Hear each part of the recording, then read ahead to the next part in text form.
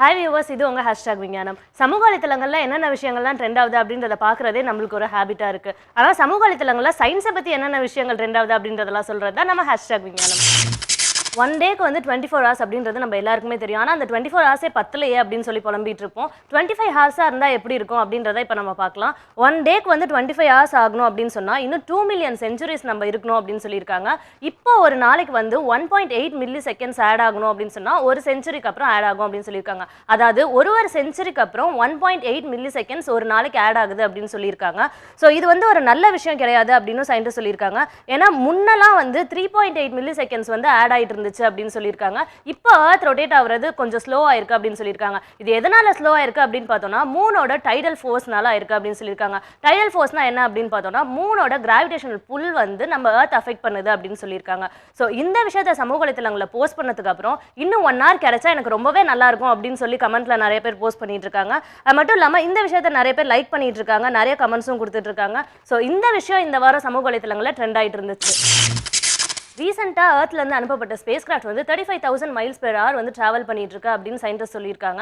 ஆனால் இது ஒரு பெரிய விஷயம் இல்லை அப்படின்றதையும் சயின்டிஸ்ட் சொல்லியிருக்காங்க. ஏன்னா இப்போ ஒரு விஷயத்தை கண்டுபிடிச்சிருக்காங்க. என்ன அப்படின்னா ஃபோட்டானிக் ப்ரொபல்ஷன். இந்த ஃபோட்டானிக் ப்ரொபல்ஷன் மூலியமாக வந்து 3 நாள்லேயே மார்ஸுக்கு ஒரு ஸ்பேஸ் கிராஃப்ட் அனுப்பி முடிச்சிட முடியும் அப்படின்னு சயின்டிஸ்ட் சொல்லியிருக்காங்க. இது எப்படி அப்படின்றதையும் சயின்டிஸ்ட் சொல்லியிருக்காங்க. என்ன அப்படின்னு பார்த்தோம்னா இப்போ இருக்க சோலார் செல்ஸ் வந்து ஃபோட்டான்ஸை தான் யூஸ் பண்ணுது. ஆனால் இனிமேல் யூஸ் பண்ண போகிறதும் ஃபோட்டான்ஸை தான் யூஸ் பண்ண போகிறாங்க. ஆனால் இப்போ இருக்க சோலார் செல்ஸில் யூஸ் பண்ணுற ஃபோட்டான்ஸ் வந்து சன்லேருந்து எடுக்கப்பட்டது. இனிமேல் நம்ம யூஸ் பண்ண போற ஃபோட்டான்ஸ் வந்து லேசர்ஸ்ல இருந்து எடுக்கப்பட்டது. சோ லேசர் மூலமா ஸ்பேஸ் கிராஃப்ட்டை வந்து வானுக்கு அனுப்ப முடியும் அப்படின்னு சொல்லியிருக்காங்க. சோ இந்த விஷயத்தை சமூக வலைத்தளங்களில் போஸ்ட் பண்ணோம்னா 17,000 பீப்புள் இதை லைக் பண்ணியிருக்காங்க. இதுக்கு ஷேர்ஸ் மட்டுமே 5,000 மேலே வந்திருக்கு. ஸோ இந்த விஷயமும் இந்த வாரம் ரொம்பவே ட்ரெண்டிங்காக இருந்துச்சு.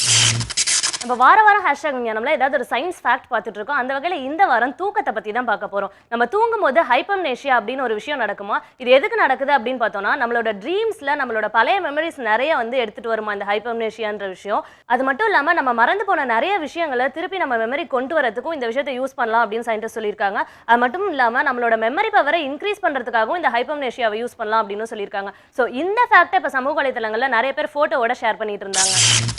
ஸோ இந்த வாரம் ஹேஷ்டாக் விஞ்ஞானம்ல நிறைய புது விஷயங்களை பார்த்துருப்பீங்க அப்படின்னு நம்புறேன். அடுத்த வாரம் ஹேஷ்டாக் விஞ்ஞானம்ல நான் உங்களை வந்து சந்திக்கிறேன். அதுக்கு முன்னாடி ஹேஷ்டாக் விஞ்ஞானம் நீங்கள் பார்க்கணும் அப்படின்னு நினச்சிங்கன்னா யூடியூப்ல ஹேஷ்டாக் விஞ்ஞானம் டைப் பண்ணால் எல்லா எபிசோட்ஸையும் பார்க்கலாம். அது மட்டும் இல்லாமல் ஃபேஸ்புக்லேயும் ஹேஷ்டாக் விஞ்ஞானம்ன்ற பேஜை லைக் பண்ணுங்க.